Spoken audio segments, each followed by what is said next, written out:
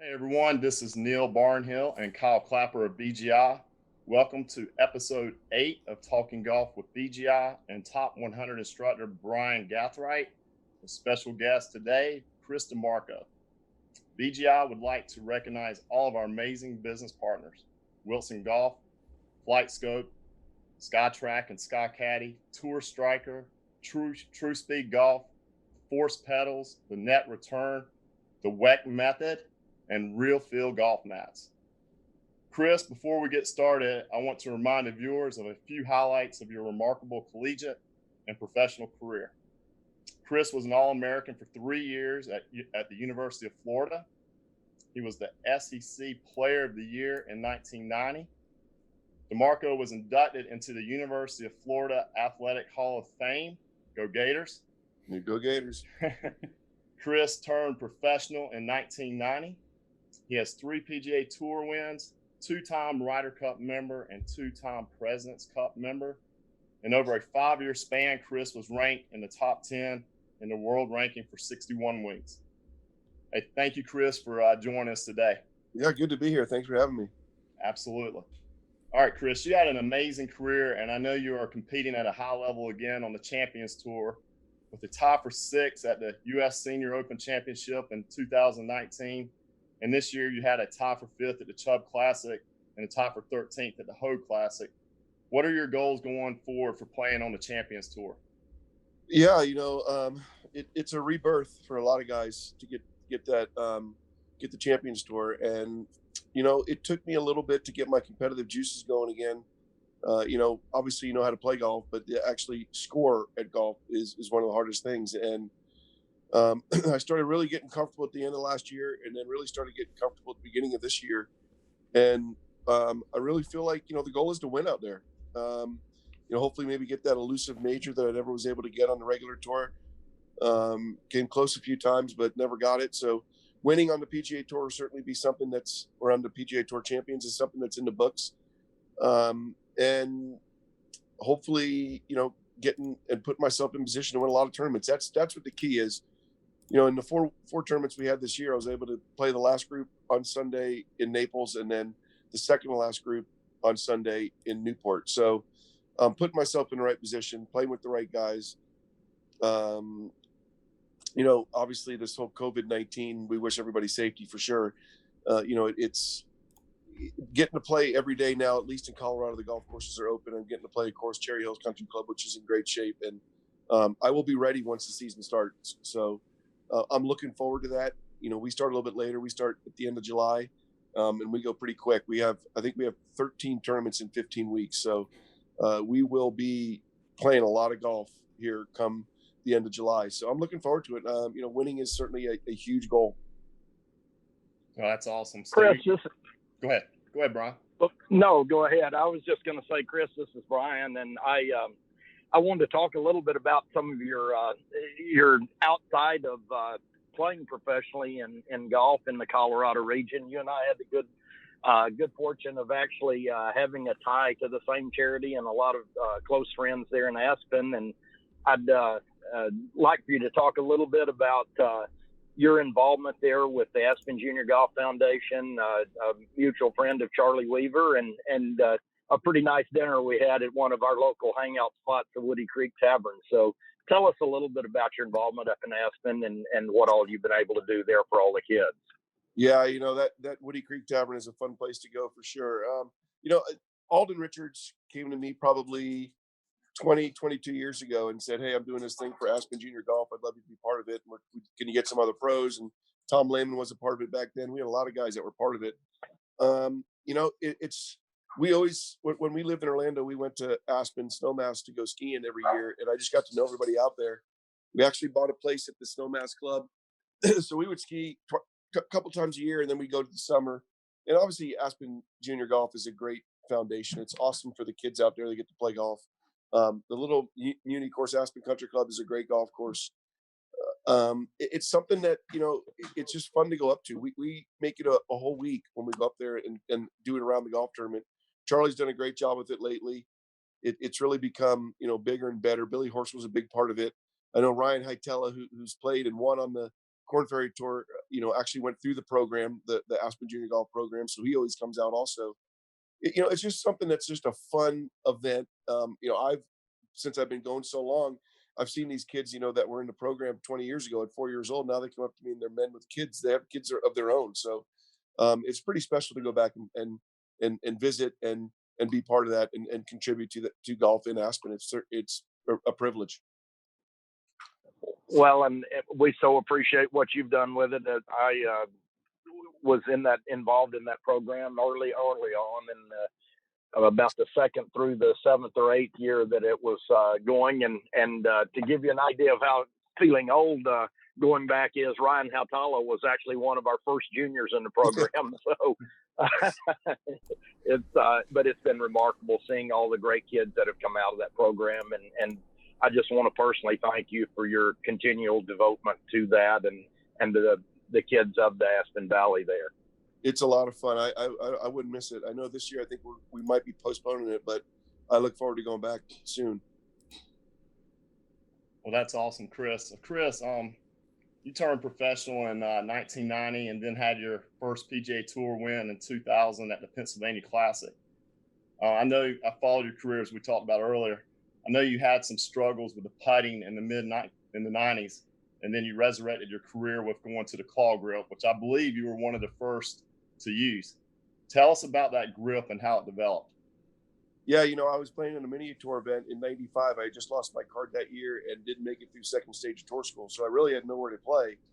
And I was playing in a little 2-day mini tour event, and it was a rain delay, and we were in the locker room, and I was, Skip Kendall was there, and he was kind of trying to get his tour card. I think he had gotten through second stage and was going to finals.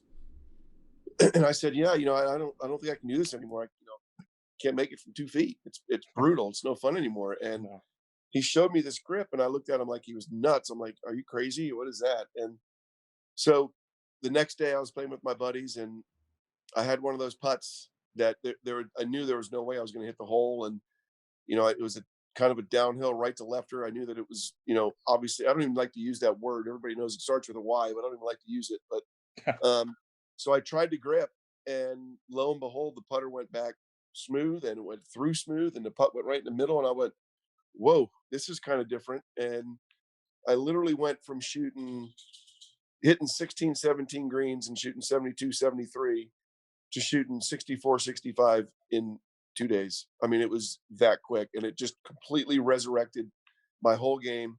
I went out early in '96 and qualified for Doral and Honda. Monday qualified for both of those, made a cut at Doral. Played good. I remember Mark Kakovecchia tells a story.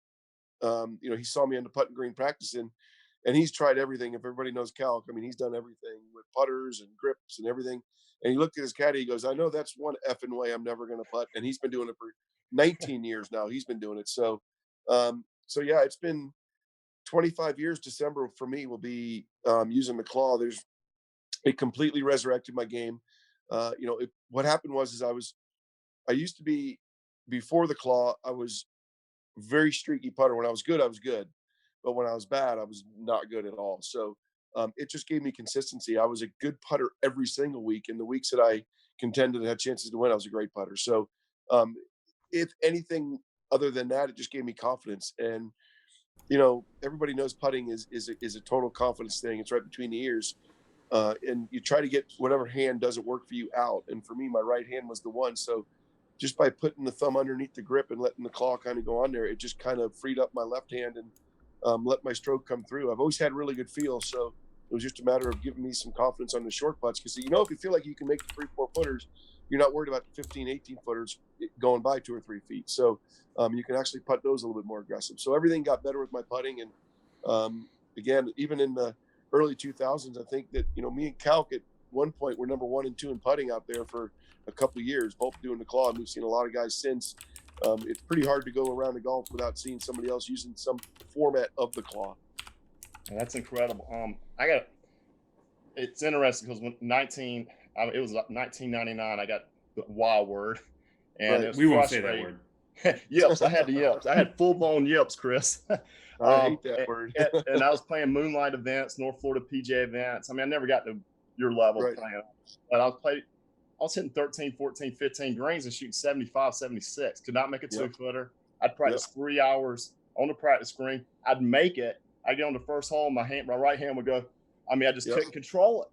And then people would, at the range where I taught at Windermere Golf Center, it's just mental, Neil. And you know what? I totally disagree with them. I went left-handed. And within a month, I was putting so good. And when I got nervous, my right hand would firm up. Right. It was a game changer for me. And it right in the next 5 years, 2000, 2005, I was one of the top five players in our little North Florida PGA Tour. Right. And it was fun again. So do you think it's mental or do you think it's the right-hand dominant? Because I'm very right-hand dominant. I think it's a little combination of both. I think confidence is a big thing of it. I think that you have to have the confidence to know that you're going to make the putt. And whatever can give you the feeling of stroking it, I think that's the most important thing. For me, putting the claw in there, I've tinkered with lefty also because to me, that's just a way that your brain doesn't know any bad things that can happen with it. So you're just doing something different than you normally would do. So it is definitely, it's mental for sure, because I know that, when I get to a 3 or 4 footer, back then I would get so nervous going into it. And I would just think my mind wouldn't let me think of making it. It would think of all the ways I could miss it. And, you gotta be able to feel like you're going to make the putt going into it. And when you can do that, that's when, you start making putts. And when you see a couple go in, I think that's the key. When you see a couple go in, when you're nervous with a good stroke, it builds on that confidence and it lets you be more aggressive and you just, it just builds and builds and builds and builds. I mean, you're still going to hit a bad putt every now and then, but it's okay to hit a bad putt when you just hit a bad putt. It's not because you're so nervous you can't hit a good putt. Yeah, exactly. And Brian, I know didn't you have a player that went from right-handed to left-handed also? Yeah, I had a college player, Mitchell Meisner, who's now playing in Latin America, and Mitchell had done the same thing. He had gotten to a point where he had just gotten back from the Auburn tournament and had hit 50 out of 54 greens in regulation and shot 4 over for the event. And he was just at that point where he was a senior in college and just was looking forward to being done with college so he didn't have to play golf anymore. And that was the last tournament in the fall, and he came home for Thanksgiving and we started talking about it. And it was amazing. He could make great strokes on the practice green, but same thing as both you guys were talking, get on the first hole and it just completely changed. And I mean, he would change.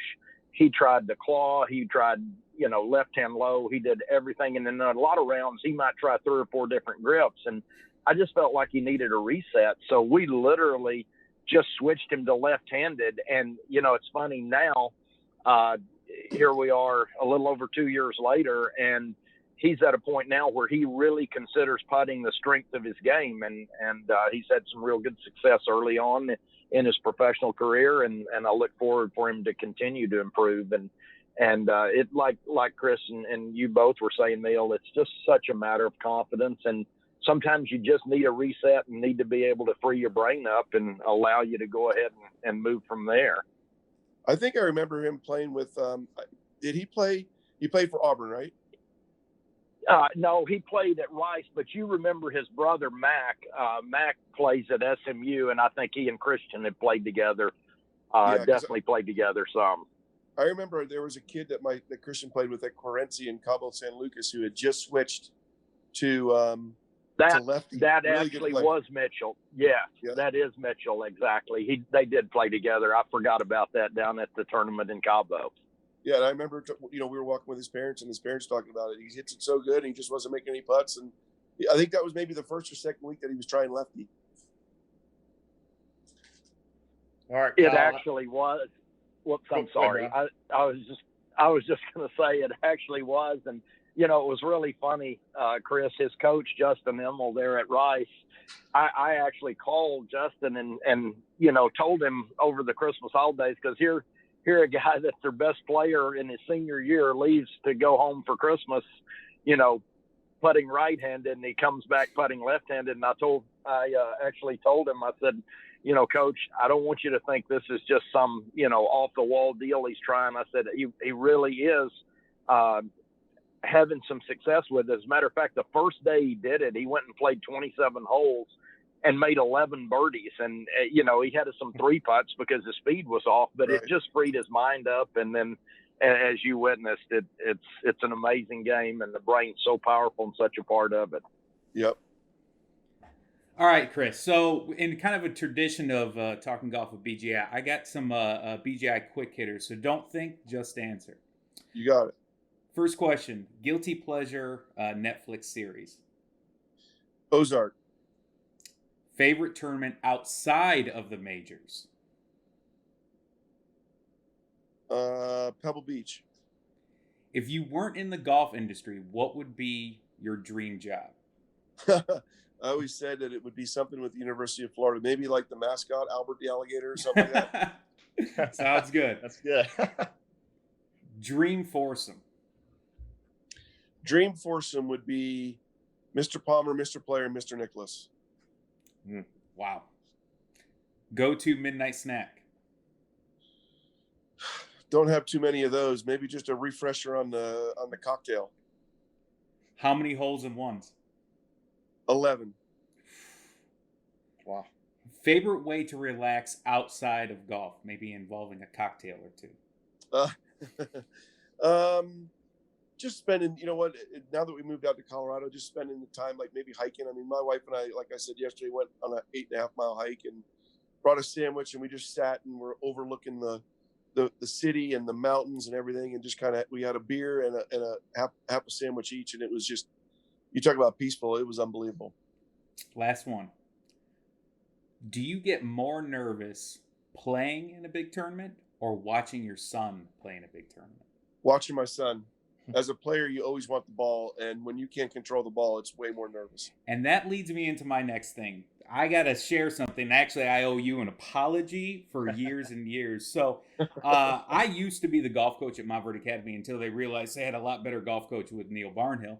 And I was out at a tournament out on the west coast of Florida, and I believe it was your junior year of your son playing for Lake Mary.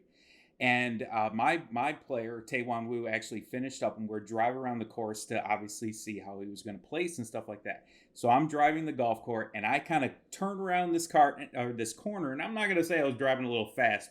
You were standing right on that cart path, and I almost hit you. And I drove past you, and I just kind of passed, like, oh, sorry about that. And I was like, oh my God, I almost just killed Chris DiMarco.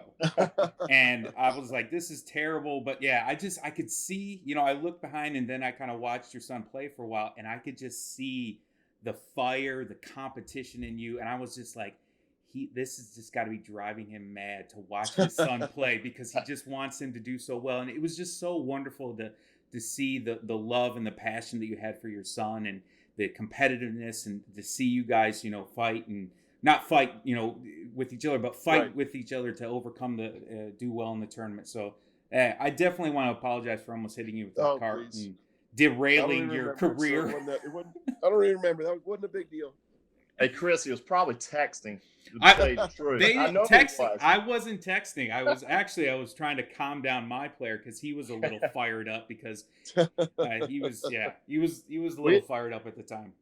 They had a really good high school team. A really good high school team. They at Lake Mary Prep. It's just a little bit, I think it was 1A class. I mean, they were good. They have some good kids in that class, in that team. They did, and your son was playing well, but man, you could say he was fired up and he was getting after it. It was so fun to watch. It was so fun. Yeah. Those were fun. I used to love going to those things. Every time I get to watch them, it was a good thing for me. I was always stoic on the bad holes, and then I'd always give him positive reinforcement on the good holes. I never wanted to see him feel like I was ever disappointed in him.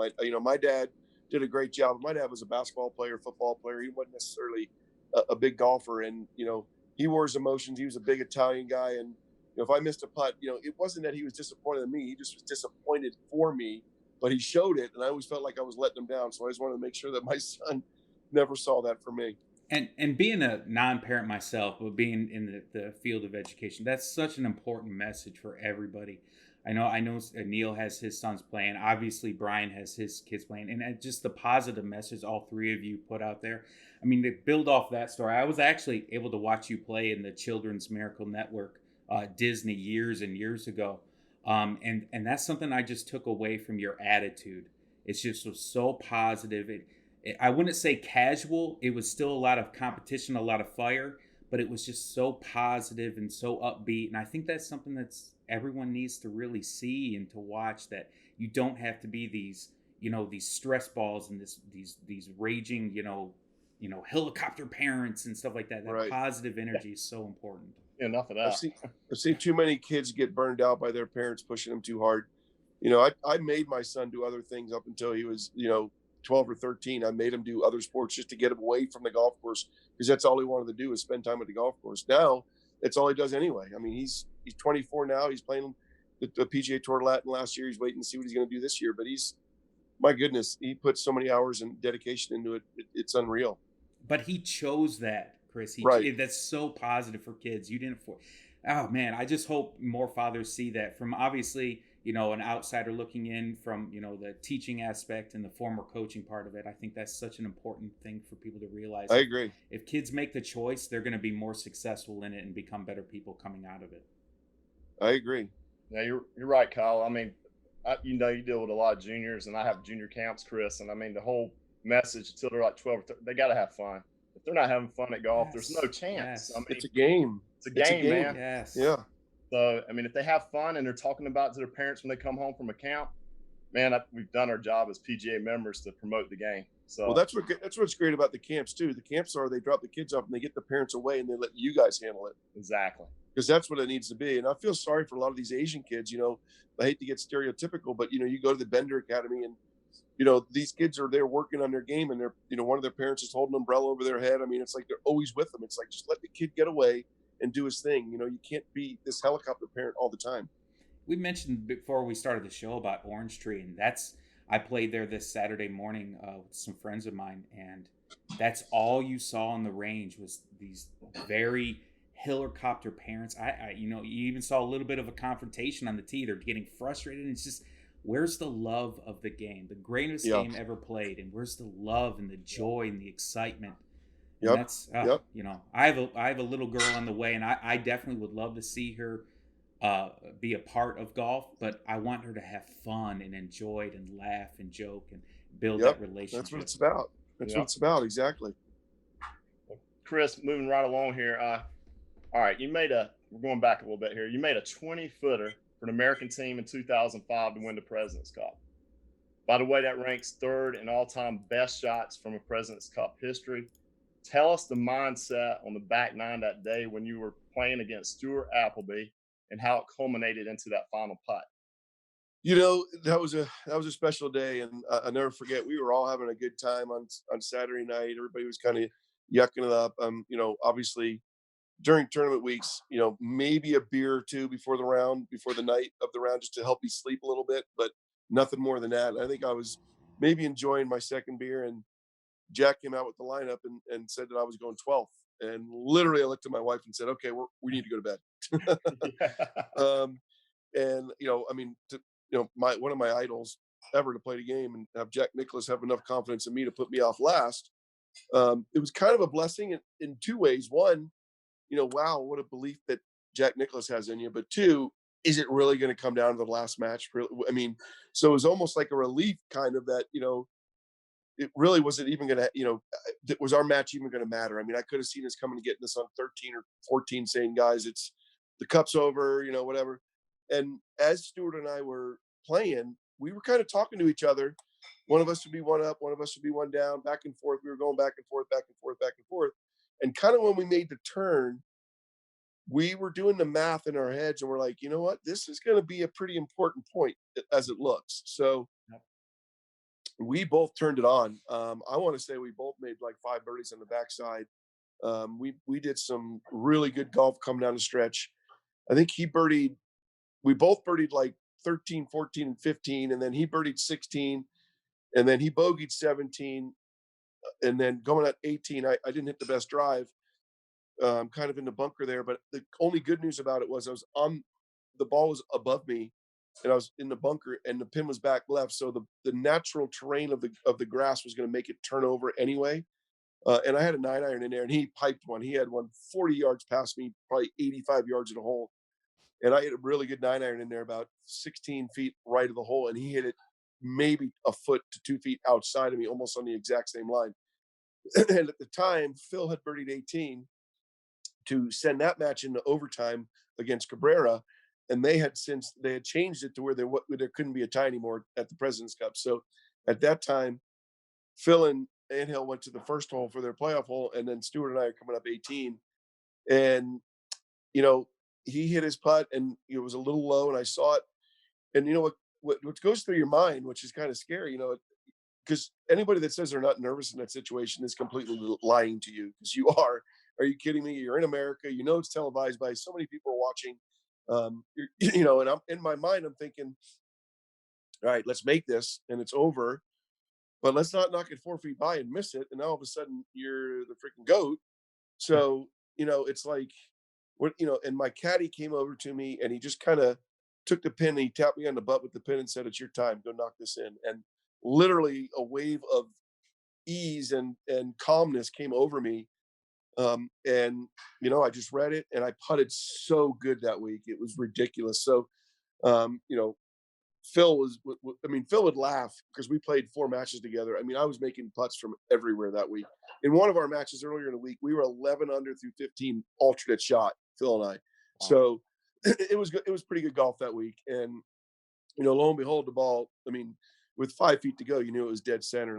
And as a person who looks at Jack Nicklaus as your idol, and no pun intended, have him come down the hill and give you a bear hug was pretty special and pretty cool. And then have the whole team come out and kind of, take my hat off, and, my wife run up on the green. And it was just awesome, and people don't realize too that Phil had like a 6-footer to win for birdie on the first playoff hole that he was playing, and he never got to putt it because, I had made my putt. But that week was such a kind of a, because the 2 years before we actually tied, and we had we basically shared the cup. So it was a little retribution going back out there and getting that cup back. But that was a pretty special night for sure. Afterwards, we had a good time, and it was definitely a huge team win for us. We needed a good win, against the internationals.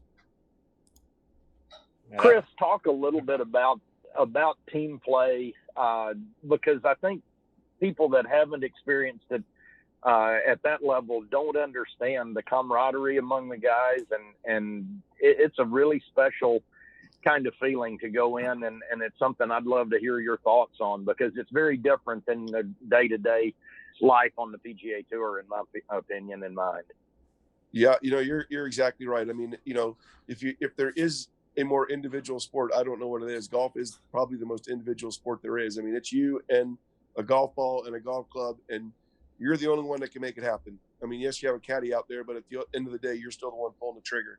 And me growing up, 2 older brothers, always kind of playing team sports, whether it was most of the time football. I played football for 10 years and quit my freshman year of high school. But to go and, be on a team when you do play an individual sport as much as you do. I love college golf. I love being on that team and having the camaraderie with my teammates. That was so much fun. And then when you leave that and you go play professional golf, it's pretty much you. Yeah, you have people that are rooting for you and pulling for you, but ultimately it's still just you. And to get on those teams and get in those team locker room, in the team rooms with the players and the coaches and the assistant coaches and all the wives, and just to see the camaraderie and have that in such an individual sport was pretty special. Times I can't ever, replace, and memories that will never go and never leave, because I have so many great memories about it. So it was truly a special time, and I value all 4 of those teams as much as I could. That was certainly a big goal for me in the early 2090s, was to get on whatever team that was that year and play on that team and slap that that USA flag on my body somewhere. It was such a sense of pride to be able to do that. So was the atmosphere on the President's Cup and the Ryder Cup any different, or is it very similar? The President's Cup, to me, I think as Americans, we always, especially the players, I feel like we were definitely calmer. I don't know why. I don't know if it was the history of the Ryder Cup and the fact that it was so much older. The fact that maybe there was less matches and less days playing. There are some, obviously it's match play, so there's a lot of similarities, but in the President's Cup, when I played, we played 34 matches compared to 28 matches in the Ryder Cup, and you pretty much every person who made the teams played at least 4 matches. Where the Ryder Cup, sometimes guys, I mean, there was one year for the Europeans, they only played 1 match, only played singles. So, you could hide players. And I never really cared for that, because I felt like if you made the top 12 on your specific team, you should play golf. That's what it's about. The top 12 should play the top 12. But I don't know what it was. The Ryder Cup just seemed like the pressure was bigger on us. I don't know whether there was more camaraderie on the European side, which I never really bought into. Everybody used to say, "Oh, the Europeans look like they're having more fun." Well, yeah, when you're winning, winning's fun. Losing sucks, and when you're losing, you're not going to have a good time. So, I always told people that. I mean, yeah, they look like they're having a great time. They're also winning, and they're also kicking their ass. So, when that happens, it seems to breed a little bit more fun.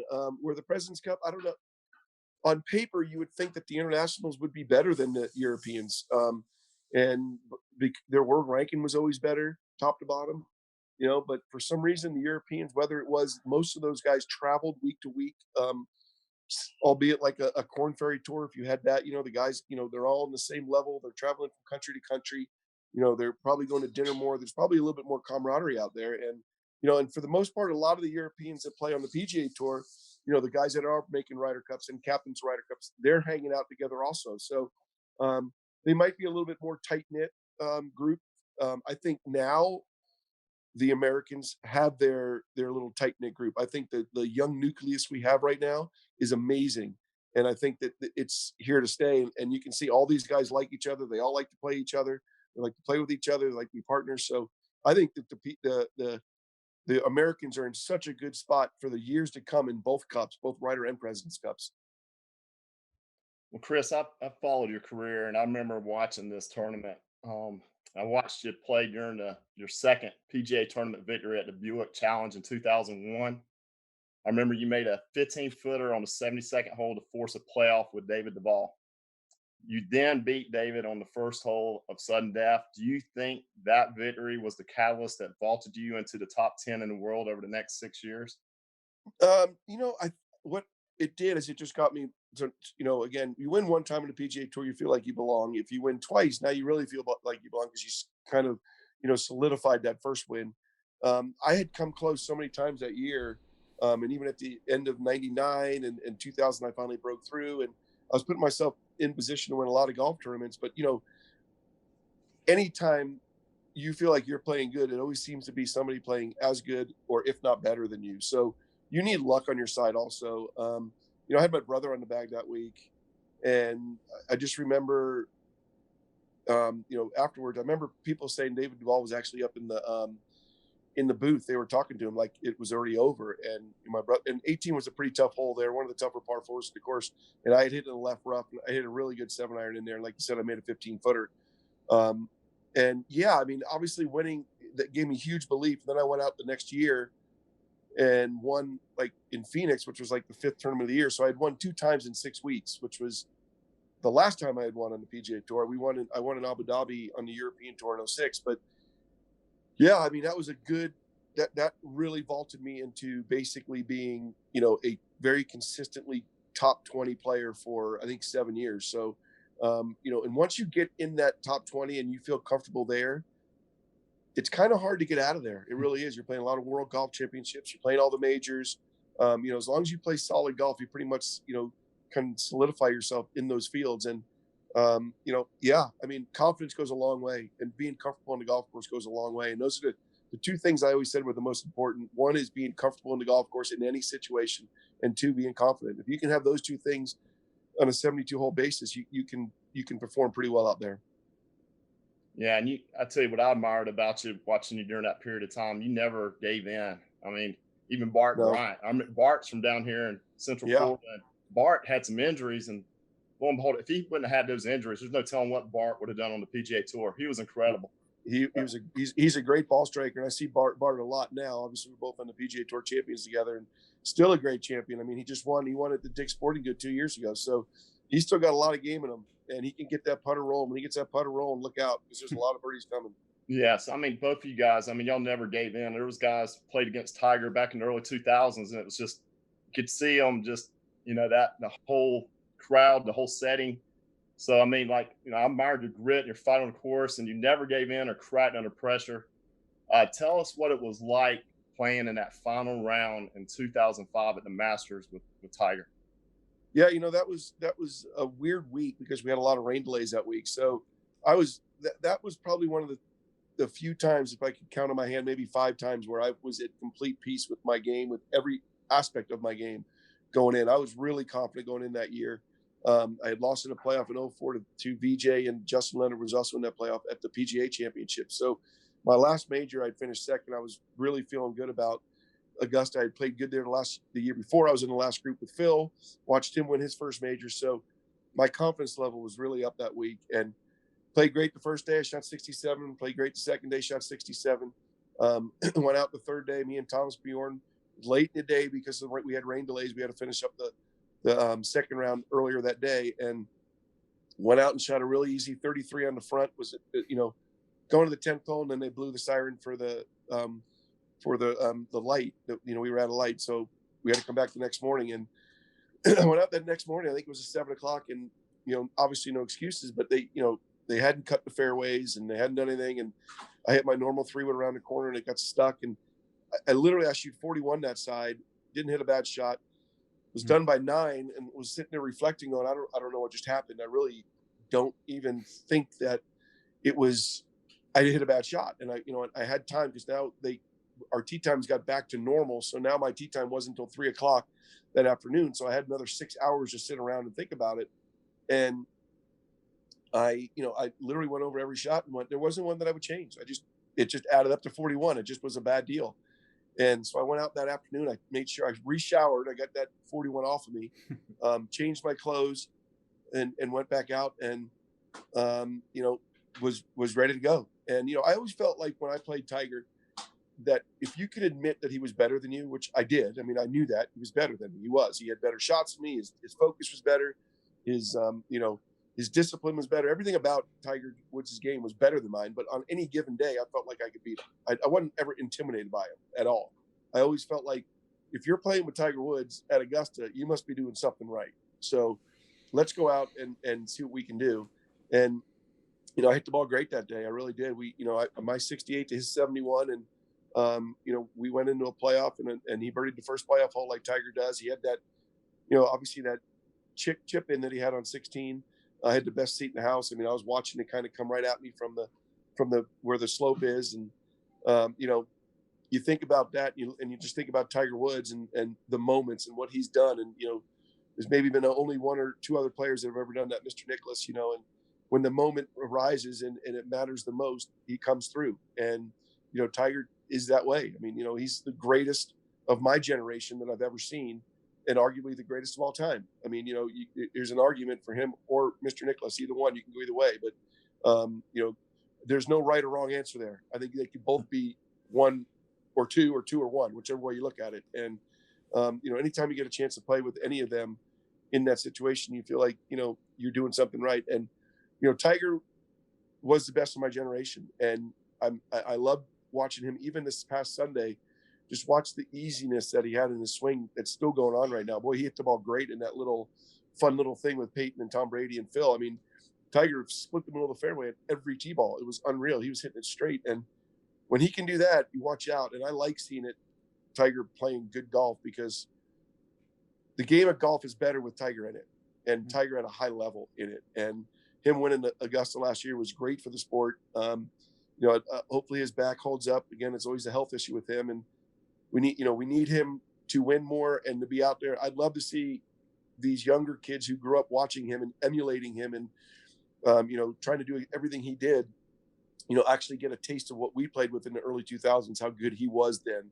And I think they're starting to see it. They're starting to see not only when that comes, it's not just Tiger Woods playing great golf, but what comes with it, the crowds and the people and the excitement and everything that goes with it. And I think you're starting to see that now with Tiger. I think it's pretty special. Chris, we've heard a lot of interviews about obviously Tiger and everything, his return, his miraculous return. But you made an amazing point. I just had to point out the fact that you had that mental toughness to admit, yeah, this guy's better than me, but I can still beat him. I think that's an amazing insight on this because, I was laughing, playing golf with Neil this past weekend. Neil's a much better golfer than me, but I still think I can beat him. And I think that's such an amazing point to make. And I think that's more young golfers need to be okay with making that, like, this kid might be better than me, but I can still beat him. I think that's such a wonderful insight. Yeah, and you can look at it the other way too. That really the pressure for the most part, nobody's expecting you to go out there and win.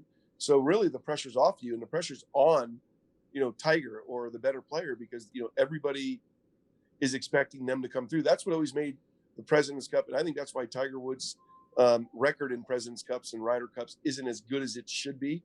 I think he's got a combined losing record in the two combined, and it's pretty amazing, you would think, but he's always the one that is being chased. He's always the top dog. He's always, the New England Patriots and Tom Brady. He's always that guy because he's the GOAT. He's the best. So everybody is trying to beat him. And there's really, if you lose, it's, okay, well, Tiger should have beat us. So it's like no big deal. So, I think it'd be tough to be the favorite every time you teed up, and which takes my hat off to him even more. The fact that he was able to sustain that for 17 years. I mean, 82 victories. I mean, winning at a 25% clip is unheard of. We'll never see that in the likes of our sport ever again. Chris, you did one thing that I hope.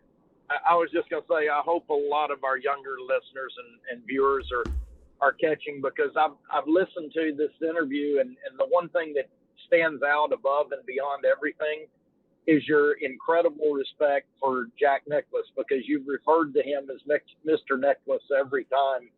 I can't say enough about what that speaks in my mind and what Jack Nicklaus has meant to the game of golf. And obviously, just a little quick snippet, I'd love to hear your feelings of spending time with them and just what he's meant to you in your career. Yeah, I mean, Mr. Nicklaus is. My parents brought me up where all my parents' friends were Mr. and Mrs. whatever their last name is, and to this day, if I see my parents' friends, I still call them that. Now being a 51-year-old man, they're like, "You can call me by my first name." I'm like, "No, you are Mr. Sloan to me. That's just the way you are. It's the way you've always been. I'm not changing it now." And being able to be around that family, I don't think people realize how great that family is and how unbelievable Jack's records are, with the fact that he had all those children and he was such a family guy, and he still wanted to be part of all their lives, and the way he was able to handle that. And obviously, a great woman goes a long way. I mean, I've got one in my life. My wife's been fantastic, and you got to have that rock at home that you can trust. Golf's a very selfish sport, and Barbara Nicklaus probably, as Tiger Woods led the how kids should emulate to be like him and rehearse how they want to be and do everything like Tiger Woods. Barbara Nicklaus was that for all the tour wives, to see how you can balance it and still be out there and have kids and have a family and still be very successful. And I think, I know my wife looks up to Barbara Nicklaus, and we were there when Steve, when they lost their son, and Jack and Barbara lost their grandchild. And as a team, we had this painting of a portrait painted of their son, and we gave it to the Nicklauses at the President's Cup one year in 2005, and that was pretty special. And I really feel like they're a special part of my life, and to get to know them on a personal level is certainly an honor and a privilege for me. Chris, I know Brian, you got a question? Go ahead, bud. No, I was just going to say that's the respect there is just so admirable, and it really comes through and is genuine and awesome. I appreciate that. Yeah, exactly. It's Mr. Palmer, Mr. Nicklaus, Mr. Lawrence. That's how you got the respect. That's the whole thing. So I'm Chris. I got a little change in subject here, but I know everyone has their philosophy of how to practice and play. And what is yours, and how has it changed over the years with the awesome new training aids and technology, launch monitors? Has it changed? What's that? What's a launch monitor? That's great. This, I am so basic. It's unbelievable. I mean, I make sure that for me, that my grip stays consistent, I feel like it's the only thing that touches the club. I got to keep that consistent. I will put alignment 6 down. I check my alignment, my ball position. I make sure that's what it is. I really work on my 60 to 110 yard shots and really try to dial those in as much as I can. The great thing about Cherry Hills is we have a little 9-hole course here that's anywhere from 55 yards to 110 yards, and the greens are lightning, and there's pitches in the green, so you got to control your spin. And I play that quite a bit just to kind of control that. And then I like to play, so I'll go play, and then when I'm on the road and I'm practicing, my routine is, and we've all seen it, where you got to tee at 12 o'clock, 3 o'clock, 6 o'clock, 9 o'clock on the putting green from 3 feet, 4 feet, and 5 feet. And you got to make all the 3-footers three times to move on to the 4-footers, make all the 4-footers twice to move on to the 5-footers once, make all the 5-footers once. Then you have to make all 12 putts in a row. And I've been out there for hours, sometimes 3 hours, trying to make this thing happen. And, what it does for me is it just makes those 3, 4, 5-footers way more routine. And, so now when I've had those putts, it's something I do every day. And, for me, that's the most important thing. And then I'll go putt on the putting green. I don't even putt at a hole. I'll just putt from side to side just to get my speed down.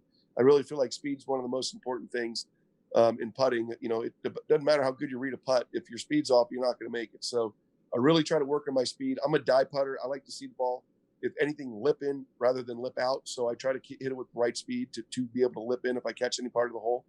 And I think, working on what makes you better. And I know what makes me better is when my short game is on and my chipping's on and my 50 to 110 yard shots are on and I'm making all the 5-footers, my game's on. So I know my strengths. I'm not going to hit the ball 285 yards. I'm going to hit the ball 265 yards in the air. That's just as far as I can fly it. And, a 9-iron, I'm not going to hit any more than 140 yards. It's not going to get to 150. I have an 8-iron for that. So my strengths are knowing my game and sticking with that and just trying to make myself better with the strengths and keeping my strengths the best that I can keep them. That's well said, Chris. Today's juniors, we teach, a lot of them want to be somebody else. And that's what I keep telling them. The message, you got to find your best swing for your body type and go with it. And get stronger in areas like what you just said instead of trying to be somebody else. Right. So it's a good message. I do believe in the TrackMan. Obviously, they're very expensive, so they're not like they're everywhere to be found. I know my son loves it. And for me, if I had a TrackMan, the only thing I would do is I would just play the game where it just tells you how far to hit a shot every time. With the wedges, hit this 123 yards and then try to hit it 123 yards. I think I could do that for hours. I think that'd be fun. And boy, I tell you what, you would sharpen your game with that for sure. Absolutely. So Chris, what are some of the challenges of playing on the regular PGA Tour, and how would you describe the difference of the Champions Tour from week to week? Well, and obviously the challenges of the PGA Tour is, wow, is it competitive now? I mean, you have to have everything out there, and you need to have a little luck on your side. And for me, as I got older and started having children, your priorities change.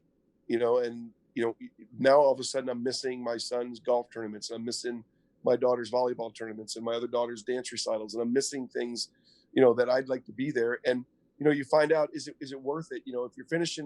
If I'm playing in majors and I'm playing in Ryder Cups and I'm playing in President's Cups, yes, it's still worth it. But if I'm trying to keep my card finishing 125, Tiger Woods afforded me the luxury of, I played right through a good era where I actually at 45 was able to stop playing for a few years and then get back on the Champions Tour. The money got so good and I was able to take part in that. And I felt so fortunate about that. And, so to be able to come home at 45 and play a limited schedule, 46, play a limited schedule, and then pretty much take 47, 48, and 49 off and be a dad was huge. That's something that, I owe that to Tiger Woods because, other players weren't able to be afforded that because they needed to keep putting money on the, food on the table and money in the bank and do everything they could. And, so my priorities changed. So my desire on the regular tour kind of changed. And then when I got my chance to play in the Champions Tour, my desire was there, but my competitiveness wasn't quite there. So I had to kind of relearn the competitive part of the game and getting comfortable on the golf course again. And, being comfortable in my own skin, acting like I belonged out there, even though I knew I did by what I had accomplished, I still needed to feel like I deserved to be out there. And, whether it was fortunate or not fortunate, the Champions Tour, you can't play until you're 50.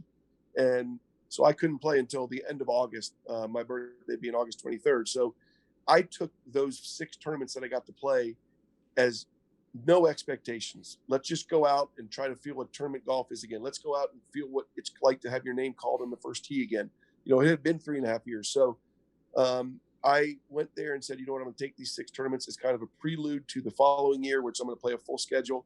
Again, I had the luxury that, you know, my career money's good enough to where I'm going to be able to play just as much as pretty much as long as I want to play out on Champions Tour, as long as I am competitive. So, you know, I was able to kind of have the patience, and, you know, there's guys that go through tour school that don't have that luxury. You know, they got to get there. If they get their tour school, I think there's 5 spots in the Champions Tour. That's it. And if you get it, I mean, there's no turning back. I mean, for me, if I don't have a good year, my career money is going to get me for the next year. So I'm able to be a little bit more patient, which I knew going in. So I was able to do that and not. I think it can burn you out. I really do. I think if you put so much pressure on yourself and you don't succeed, I think you basically will just walk away. For me, I was like, listen, it's going to come around at some point. I know it's going to come around. So just stay patient. Let's not push. Trying to keep it. Let's chip away. And last year in Des Moines, I shot a 65, and I was like, okay, there it is. I know it's in there. There, I found it. And then the next week, I went to the U.S. Open and finished tied for 6th. So, and from that, it just catapulted me into just a comfortable level of confidence again, which is what you need on the golf course. Exactly. It's you know, out there having a family, you know, getting middle 40s and you're missing all the games with your kids. I mean, priorities change. Yep. Kyle gives me crap about not playing tournaments because I still play good. Don't give you crap. I don't give you that much crap. You He did mention on Saturdays, on Sundays, like, Kyle, I'm kind of getting the bug again a little bit. But you know, Chris, I got a 15-year-old and an 11-year-old. You know, my priorities are with them and the family. So Yeah. You have to be selfish, and I respect what you did. So that's awesome. I appreciate that. Yeah, it's, you know, you got to do it your way. That's the main thing, you know. And everybody is always, you know, tell me do it this way, do it that way. Well, that's not the way I want to do it. I'm going to do it the way I want to do it. And, you know, I appreciate everybody's opinion, but, you know, for the most part, I understand what I need for me to do what I need to do. And, you know, and that's what you have to do. And that's part of the selfishness of it.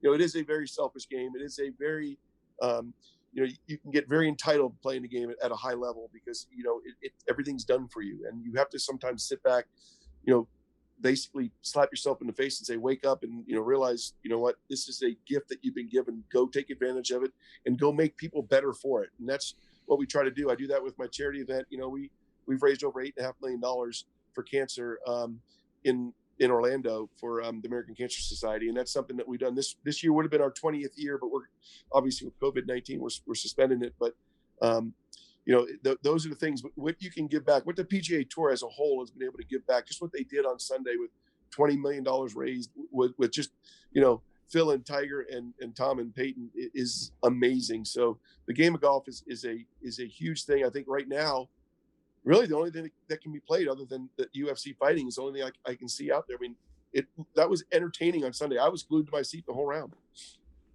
Yeah, absolutely.